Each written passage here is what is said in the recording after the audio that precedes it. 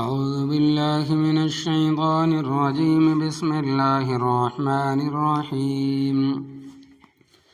ألم تر إلى الملأ من بني إسرائيل من بعد موسى إذ قالوا لنبي له ابعث لنا ملكا نقاتل في سبيل الله قال هل عصيتم إن كتب عليكم القتال ألا تقاتلون قالوا وما لنا ألا نقاتل في سبيل الله وقد أخرجنا من ديارنا وأبنائنا فلما كتب عليهم القتال تولوا إلا قليلا منهم والله عليم بالظالمين وقال لهم نبيهم إن الله قد بعث لكم طالوت ملكا قالوا أنى يكون له الملك علينا ونحن أحق بالملك منه ولم يؤت سعة من المال قال إن الله اصطفاه عليكم وزاده بسطة في العلم والجسم والله يؤتي ملكه من يشاء والله واسع عليم وقال لهم نبيهم إن آية ملكه أن يأتيكم التابوت فيه سكينة من ربكم وبقية مما ترك آل موسى وآل هارون تحمله الملائكة إن في ذلك لآية لكم إن كنتم مؤمنين۔ ترجمہ: علم ترى، کہ آپ کو علم نہیں ہے، الی الملئی، اس جماعت کا، بنی اسرائیل، جو بنی اسرائیل میں سے تھے، من بعد موسیٰ، موسیٰ علیہ السلام کے بعد، اذ قالوا، جب کہا ان لوگوں نے، لنبی لہم، اپنے نبی کو، ابعث لنا ملکا، مقرر کر ہمارے واسطے کوئی جرنیل، تقاتل فی سبیل اللہ، تاکہ لڑے ہم اللہ تبارک و تعالیٰ کے راستے میں۔ قال، اللہ تبارک و تعالیٰ کے نبی نے فرمایا کہ حل عصیتم، تحقیق کے ساتھ تم سے امید ہے، ان کتب علیکم القتال، اگر لکھ دیا جائے تم پر لڑنا، اللہ تقاتلوا، یہ کہ تم نہیں لڑو گے۔ قالوا، کہنے لگے، وما لنا، اور ہمیں کیا ہو گیا ہے، اللہ نقاتل، یہ کہ ہم نہیں لڑیں گے، فی سبیل اللہ، اللہ تبارک و تعالیٰ کے راستے میں، وقد اخرجنا، اور تحقیق ہم نکالے گئے، من دیارنا، اپنے گھروں سے، وابنائنا، اور اپنے بیٹوں سے، فلما کتب علیہم القتال، پس جب لکھا گیا ان پر لڑنا، یعنی کہ جہاد، تولوا، پھر گئے، الا قلیلا منہم، مگر بہت تھوڑے ان میں سے، واللہ علیم بالظالمین، اور اللہ تبارک و تعالیٰ خوب جانتا ہے ظالموں کو۔ وقال لهم نبیہم، اور کہا ان کو ان کے نبی نے، ان اللہ، بے شک اللہ تبارک و تعالیٰ نے، قد بعث لکم طالوت، تحقیق مقرر کیا ہے تمہارے واسطے طالوت کو، ملکا، جرنیل، ملکن، جرنیل، قالوا، کہنے لگے، انا یکون لہ الملک علینا، کس طرح ہوگا اس کے لیے اقتدار ہم پر، ونحن احق بالملک منہ، اور ہم زیادہ حقدار ہیں اقتدار اس سے، کے اس سے، ولم یؤت سعۃ من المال، اور نہیں دیا گیا وہ وسعت مال سے۔ قال، اللہ تبارک و تعالیٰ کے نبی نے فرمایا، ان اللہ اصطفاہ، بے شک اللہ تبارک و تعالیٰ نے اسے چن لیا ہے، علیکم، تم پر، وزادہ، اور اس کو زیادہ کیا ہے، بسطۃ فی العلم، علم کے پھیلاؤ میں، والجسم، اور جسم میں، واللہ یؤتی ملکہ، اور اللہ تبارک و تعالیٰ دیتا ہے اپنا ملک، من یشاء، جس کو چاہتا ہے، واللہ واسع علیم، اور اللہ تبارک و تعالیٰ کشائش کرنے والا، جاننے والا ہے۔ وقال لهم نبیہم، اور کہا ان لوگوں کے ان کے پیغمبر نے، ان آیت ملکہ، بے شک اس کے اقتدار کی نشانی، ان یأتیکم التابوت، یہ ہے کہ آئے گا تمہارے پاس صندوق، فیہ سکینۃ، اس میں کچھ تسلی کی چیزیں ہوں گی، من ربکم تمہارے رب کی طرف سے، وبقیۃ اور کچھ باقی تبرکات ہوں گے،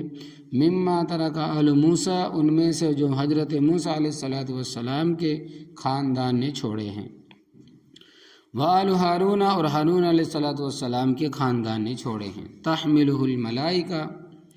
اس صندوق کو اٹھائے ہوئے ہوں گے فرشتے، ان فی ذالک بے شک اس میں لآیۃ نشانی ہوں گی، لکم تمہارے واسطے، ان کنتم مؤمنین اگر ہو تم ایمان والے۔ حضرت طاؤد علیہ السلام کا جہاد، حضرت موسیٰ علیہ السلام کے بعد بنی اسرائیل کا خاندان مصر اور فلسطین کے درمیان بحر روم کے کنارے پر آباد تھا۔ وہ علاقہ خاصا زرخیز تھا اور یہ لوگ بھی محنتی تھے، مالی اعتبار سے ان لوگوں نے بڑا نام پیدا کیا۔ بنی اسرائیل کے مقابلے میں ایک عمالقہ قوم تھی، وہ ان سے زیادہ طاقتور تھی، قد کاٹ کے اعتبار سے بھی، مالی اعتبار سے بھی، تعداد کے لحاظ سے بھی۔ وہ ان پر حملہ کر کے ان کو قتل بھی کرتے تھے، مال بھی چھین لیتے، ہزاروں کی تعداد میں جوان لڑکیوں کو اٹھا کر بھی لے جاتے تھے۔ اس وقت پیغمبر تھے شموئیل علیہ السلام، اور حمزہ کے ساتھ اشمعیل بھی لکھتے ہیں، شموئیل بھی اور اشمعیل بھی۔ ان کی عمر مبارک خاصی تھی، بوڑھے اور کمزور تھے، بسا اوقات خود اٹھ بیٹھ نہیں سکتے تھے۔ لوگوں نے کہا، حضرت یہ عمالقہ ہم پر حملہ کرتے ہیں، ہمیں گھروں سے نکال دیتے ہیں، ہمارے بچے قتل کر دیتے ہیں، ہمارے بچے بچیاں اٹھا لے جاتے ہیں، یہ ظلم ہم کب تک برداشت کریں گے؟ آپ اللہ تبارک و تعالیٰ سے جہاد کی اجازت لیں، کیونکہ ان پر جہاد نہیں تھا، اور ہمارے لیے کوئی جرنیل منتخب کرے تاکہ ہم اس جرنیل کی سرگردگی میں عمالقہ قوم کے خلاف جہاد کریں۔ مسئلہ یہ ہے کہ پیغمبر کی موجودگی میں کسی اور کو قیادت کا حق نہیں ہوتا، مگر وہ اس بات کو سمجھتے تھے کہ حضرت شموئیل علیہ السلام بہت بوڑھے تھے، بہت بوڑھے ہیں، اور اس عمر میں وہ مجاہدین کی قیادت نہیں کر سکتے۔ اس واسطے انہوں نے کہا کہ رب تعالیٰ سے جہاد کی اجازت طلب کریں اور جرنیل کی بھی مقرر فرمائیں۔ اس کا ذکر رب تعالیٰ فرماتے ہیں کہ الم ترى، کہ آپ کو علم نہیں ہے، الی الملأ اس جماعت کا، من بنی اسرائیل جو بنی اسرائیل میں سے تھے، من بعد موسیٰ حضرت موسیٰ علیہ السلام کے بعد کا زمانہ تھا، اذ قالوا لنبی لہم جس وقت ان لوگوں نے اپنے پیغمبر کو کہا، ابعث لنا ملکن مقرر کرو ہمارے واسطے کمانڈر، یہ جرنیل، نقاتل فی سبیل اللہ تاکہ لڑے ہم اللہ تبارک و تعالیٰ کے راستے میں اپنے دشمنوں کے ساتھ۔ قال حضرت شموئیل علیہ السلام نے فرمایا کہ حل عصیتم تحقیق کے ساتھ تم سے یہ بھی توقع ہے، ان کتب علیکم القتال اگر لکھا جائے یعنی کہ فرض کیا جائے کہ تم پر لڑنا جہاد کرنا، اللہ تقاتلو یہ کہ تم نہ لڑو، یعنی باتیں تو تم کرتے ہو لیکن ہو سکتا ہے کہ تم پر جہاد فرض کیا جائے اور تم نہ لڑو اس کے بعد میں جہاد فرض ہو جانے کے بعد۔ تو اس کے جواب میں قالو کہنے لگے، وما لنا الا نقاتل فی سبیل اللہ، اور ہمیں کیا ہو گیا ہے کہ ہم نہیں لڑیں گے اللہ تبارک و تعالیٰ کے راستے میں، وقد اخرجنا من دیارنا اور تحقیق ہم اپنے گھروں سے نکالے گئے ہیں، وابنائنا اور ہمارے بیٹوں سے ہمیں الگ کر دیا گیا ہے، یعنی کچھ مار دیے گئے، کچھ بیکار لینے کے لیے ساتھ لیے اور کچھ کو اٹھا کر لے گئے، یعنی ہمارے بچوں کو ہم سے جدا کر دیا ہے۔ اور یہ بات تفسیروں میں ہے کہ تقریباً 30,000 لڑکیاں اٹھا کر لے گئے۔ تو ہماری لڑائی کے ظاہری اسباب ہمارے سارے موجود ہے، اس لیے ضرور لڑیں گے۔ فلما کتب علیہم القتال پس جب ان پر لڑنا فرض کیا گیا، یعنی اللہ تبارک و تعالیٰ کی طرف سے جہاد کا حکم آیا، تولو پھر گئے وہ جہاد سے، الا قلیلا منہم مگر بہت تھوڑے ان میں سے، وہ تھوڑے کتنے تھے اس کا ذکر کل کے درس میں آئے گا انشاءاللہ تبارک و تعالی۔ واللہ علیم بالظالمین اور اللہ تبارک و تعالی ظالموں کو بخوبی جانتا ہے، ظالموں کو۔ وقال لهم نبیہم، اور ان کو ان کے پیغمبر اسماعیل علیہ السلام نے فرمایا کہ تمہارے لیے جہاد کی اجازت بھی ہو گئی ہے، اور تمہارے خواہش کے مطابق تمہارا جنرل بھی رب تعالیٰ نے مقرر کر دیا ہے۔ ان اللہ قد بعث لکم طالوت ملکا، بے شک تمہارے لیے اللہ تبارک و تعالیٰ نے طالوت کو جرنیل اور کمانڈر مقرر فرمایا ہے۔ یہ حضرت طالوت رحمۃ اللہ علیہ بڑے غریب خاندان کے آدمی تھے، مالی اعتبار سے کمزور تھے، اور ان کا خاندان بھی غیر معروف تھا،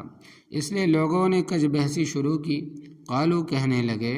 انا یکون لہ الملک علینا، اس کا اقتدار ہم پر کیسے ہو سکتا ہے، ونحن احق بالملک منہ، اور ہم زیادہ حقدار ہے اقتدار کے اس سے، کیونکہ طالوت رحمۃ اللہ علیہ نہ تو زمانہ قریب میں پیغمبروں کی اولاد میں سے تھے، کسی کے پیغمبر کے بیٹے پوتے پڑپوتے ہوتے تو بھی لوگ یہ کہہ کر قبول کر لیتے کہ پیغمبر کی نسل سے ہے، نہ کسی بادشاہ کی نسل میں تھے، کیونکہ اگر کسی بادشاہ کی نسل میں ہوتے تو کہتے بھی چلو بادشاہ کی نسل میں کا ہے، ان کے باپ دادا بادشاہ ہوئے ہیں، اگر ان کی نسل میں سے کسی کو اقتدار ملتا تو اچھی بات، اور مالی طور پر بھی بڑے کمزور تھے۔ ان کے بارے میں تفسیروں میں 3 لفظ آتے ہیں، ایک یہ کہ کان طباغن، رنگ ریز تھے، لوگوں کے کپڑے رنگتے تھے، تو عوام کی اصطلاح میں نکمی تھے، یعنی کہ کم درجے کے تھے ہوئے، اور یہ لفظ بھی آتا ہے کہ کان ساقیتن، کہ مشک میں بھر کر لوگوں کے گھروں میں پانی پہنچاتے تھے، یعنی ماشکی تھے۔ تو دیکھو عوام کی نگاہ میں ماشکیوں کی قدر نہیں، عوام کی بات کر رہا ہوں، رب کے ہاں کی بات نہیں کر رہا۔ یہ لفظ بھی آتا ہے کہ کانا رائین، چرواہے تھے، یعنی مزدوری پر لوگوں کی بھیڑ بکریاں اونٹ وغیرہ چراتے تھے۔ خلاصہ یہ کہ مزدور پیشہ تھے، اور مزدور کو جو بھی مزدوری مل جائے کرتا ہے، کبھی کپڑے رنگ لیتے ہوں گے، کبھی لوگوں کے گھروں میں مشکوں میں پانی بھر کر مزدوری کر لیتے ہوں گے۔ اور یاد رکھنا، جائز قسم کی جو بھی مزدوری ہو، شریعت نے اس پر کوئی پابندی نہیں لگائی۔ نبی کریم صلی اللہ علیہ وسلم نے بھی بکریاں چرائی۔ حضرت صلی اللہ علیہ وسلم ایک سفر پر تھے، اور یہ جو وانٹر کے درخت کی مسواکیں ہوتی ہے، اس درخت کو جھنگ بکھر ملتان کی زبان میں جال کہتے ہیں، اور ہندوستان کی زبان میں کیڑے کا درخت کہتے ہیں۔ یہ مسواک اس کی جڑ کی ہوتی ہے، اور یہ درخت انہی علاقوں میں کافی ہوتا ہے، اس کے ساتھ دانے لگتے ہیں، پھل شروع میں سرخ ہوتے ہیں، پھر سیاہ ہو جاتے ہیں، اور جب وہ کالے ہو جائے بہت میٹھے اور لذیذ ہوتے ہیں۔ کچھ لوگ وہ پھل اتار کے لائے سرخ دانے، حضرت صلی اللہ علیہ وسلم نے فرمایا کہ تم نے کالے کالے دانے کیوں نہیں چنے؟ فَإِنَّهُ أَيْتَبُ، اس لیے کہ جو کالے دانے ہوتے وہ بڑے لذیذ اور میٹھے ہوتے ہیں۔ کسی نے کہا کہ حضرت یہ تجربہ تو ان کو ہوتا ہے جو اونٹ بکریاں چراتے ہیں، کیونکہ ان کو ان درختوں کے ساتھ زیادہ واسطہ پڑتا ہے،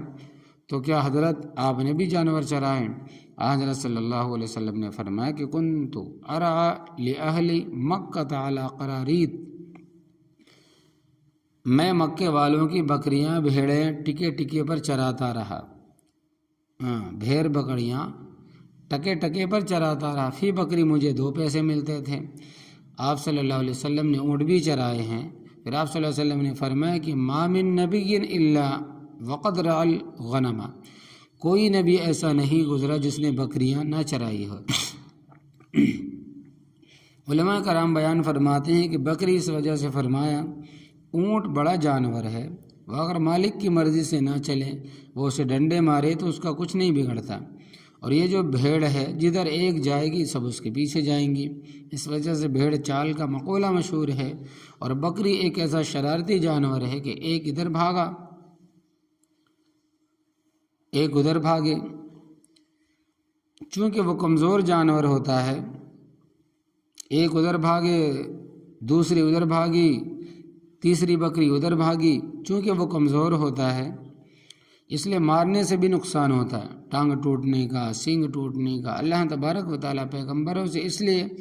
پہلے بکریاں چرواتے ہیں کہ امتیوں کا حال بھی ایسا ہوگا، ایک کا منہ ایک طرف اور دوسرے کا منہ دوسری طرف، تیسرے کا منہ تیسرے طرف، کوئی ادھر بھاگے گا کوئی ادھر بھاگے گا، اور عجیب عجیب قسم کے سوالات ہوں گے۔ غیب کا علم صرف اللہ تبارک و تعالیٰ کے پاس ہے۔ ایک دفعہ حضرت صلی اللہ علیہ وسلم تشریف فرما تھے اور دین کے بارے میں گفتگو ہو رہی تھی۔ ایک شخص آیا اور سوال کیا، این ناقتی، ایک شخص آیا اور کیا کہنے لگا کہ این ناقتی، میری اونٹنی کہاں ہے؟ آپ صلی اللہ علیہ وسلم نے فرمایا کہ لا ادری این ناقتو کا، مجھے نہیں معلوم تیری اونٹنی کہاں ہے۔ وہ گڑ گڑ کرتا ہوا باہر چلا گیا اور کہنے لگا کہ یخبرنا بخبر السماء ولا یدری این ناقتی، ہمیں آسمان کی خبریں دیتا ہے اور یہ نہیں جانتا کہ میری اونٹنی کہاں ہے۔ مطلب اس کا یہ تھا کہ ویسے ہی اس نے لوگوں کو نعوذ باللہ ٹھگی دھوکہ دے رکھا ہے، لگائی ہے، اور کہتا ہے کہ آسمان سے وہی نازل ہوئی ہے، تمہارے ساتھ یہ ہو گیا پھر یہ ہوگا، اور یہ نہیں جانتا کہ میری اونٹنی کہاں ہے۔ حضرت جبرائیل علیہ الصلوۃ والسلام وہی لے کر تشریف لائے۔ آپ صلی اللہ علیہ وسلم نے حاضرین میں سے بعض کو فرمایا کہ آدمی جو سوال کرتا ہوا گیا ہے اس کو تلاش کر کے لاؤ۔ اس کا نام تھا ابن بسید، یہ منافق تھا۔ صحابہ کرام رضی اللہ عنہم نے آپ صلی اللہ علیہ وسلم کے حکم کی تعمیل کو اپنے لیے فخر سمجھتے تھے، فوراً گئے اور اسے لے کر آئے۔ آپ صلی اللہ علیہ وسلم نے فرمایا کہ کیف قلت، کیا تو نے کیا سوال کیا تھا؟ کہنے لگا کہ میں نے سوال کیا تھا کہ میری اونٹنی کہاں ہے، اور تم نے کہا مجھے معلوم نہیں تیری اونٹنی کہاں ہے۔ حضرت صلی اللہ علیہ وسلم نے فرمایا کہ والذی نفسی بیدہ، اس رب کی قسم جس کے قبضے قدرت میں میری جان ہے، مجھے کوئی علم نہیں تھا۔ جاءنی جبریل فاخبر فیہا آنفا،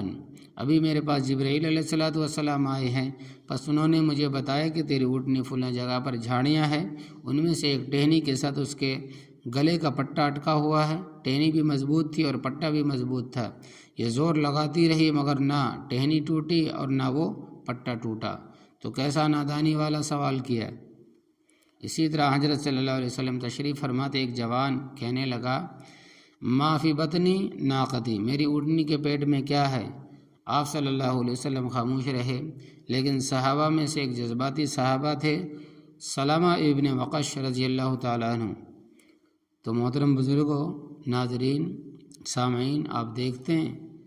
کہ سننے والے یا سوال کرنے والے کیا کیا سوال کرتے ہیں۔ کہنے والے کیا کہہ رہا کہ ایک نوجوان کہ ما فی بطن ناقتی، میری اونٹنی کے پیٹ میں کیا ہے؟ آپ صلی اللہ علیہ وسلم خاموش رہے، لیکن صحابہ میں سے ایک جذباتی صحابی تھے سلمہ ابن وقش رضی اللہ تعالیٰ عنہ، کہنے لگے آپ صلی اللہ علیہ وسلم، تو ایک جذباتی صحابی تھے سلمہ ابن وقش رضی اللہ تعالیٰ عنہ، کہنے لگے آپ صلی اللہ علیہ وسلم سے سوال نہ کر، میں تجھے بتاتا ہوں کہ تو نے اونٹنی کے ساتھ بدی کی ہے، تو نے اونٹنی کے ساتھ بدی کی ہے، تیرا نطفہ اس میں ٹھہرا ہوا ہے۔ اب ذرا بات سمجھنا، بریلوی حضرات کہتے ہیں کہ دیکھو یہ وہابی کہتے ہیں کہ پیغمبر پیٹ کی بات نہیں جانتے، یہ تو آپ صلی اللہ علیہ وسلم کے صحابی جانتے ہیں، حالانکہ یہ کوئی جواب نہیں ہے۔ چنانچہ آپ صلی اللہ علیہ وسلم نے سلمہ ابن وقش کو رضی اللہ تعالیٰ عنہ کو ڈانٹا، یا سلمہ ابن وقش ان اللہ تعالی لا تحب تفحشی، ان اللہ تعالی لا تحب التفحشی، بے شک اللہ تبارک و تعالی فحش گوئی کو پسند نہیں کرتا۔ وقد تفحشت برجل، تو نے اس آدمی کو جواب دینے میں فحش گوئی سے کام لیا ہے۔ صحابی کے بعد اس کا جواب نہیں تھا بلکہ تردید کرتے ہوئے طعنہ دیا تھا۔ تو اس کو تم اس طرح سمجھو کہ کوئی آدمی مجھ سے سوال کرے کہ تم نے رات کو کیا کھایا، اور میں کہوں کہ میں نے تیرا سر کھایا ہے۔ اب یہ کوئی جواب تو نہیں ہے، جواب تو یہ ہے کہ میں نے جو رات کو کھایا ہے، تیرا اس کے بارے میں بے موقع سوال کرنے کا مطلب کیا ہے؟ تو اس صحابی کا جواب اس رنگ میں تھا۔ اور یہ مسئلہ حق ہے کہ کوئی نہیں جانتا ما فی الارحامی کے رحموں میں کیا ہے سوائے رب تعالیٰ کی ذات کے۔ آج کل نوجوان کہتے ہیں کہ جی الٹرا ساؤنڈ کمپیوٹر نکلا ہوا ہے، اس کے ذریعے پتہ چل جاتا ہے کہ لڑکی ہے یہ لڑکا۔ یہ کمپیوٹروں کا قصہ تو اخبارات میں پڑھتے ہوں گے، ایک آدمی بیچارے نے گھر فون لگایا ہوا تھا، گھر فون لگوایا ہوا تھا وہ بل والا، اس کو 1 ماہ کا بل 1,88,000 آیا۔ اس نے کہا کیا ہوا، میں کارخانے دار بھی نہیں، دکاندار بھی نہیں، فون گھر میں لگا ہوا ہے۔ جب اس نے درخواست دی تو جواب ملا کہ یہ کمپیوٹر کی غلطی ہے، تو اصل بل اس کا 150 یا 200 نکلا۔ تو تم کمپیوٹر پر یقین کرتے ہو۔ اتنا کچا عقیدہ مسلمان کا نہیں ہوتا اور نہیں ہونا چاہیے۔ کمپیوٹر کی بات کو صحیح ہوگی، کوئی غلط ہوگی، لیکن جو بات ذریعہ وحی ہوتی ہے، وحی کے ذریعے ہوتی ہے، وہ قطعی اور یقینی ہوتی ہے۔ تو بہرحال پیغمبروں نے بکریاں بھی چرائی، بھیڑیں بھی اور اونٹ بھی چرائے۔ تو بات ہو رہی تھی کہ طالوت رحمۃ اللہ علیہ کی قالو لوگوں نے کہا انا یکون لہ الملک علینا، ان کو ہم پر اقتدار کس طرح حاصل ہوگا،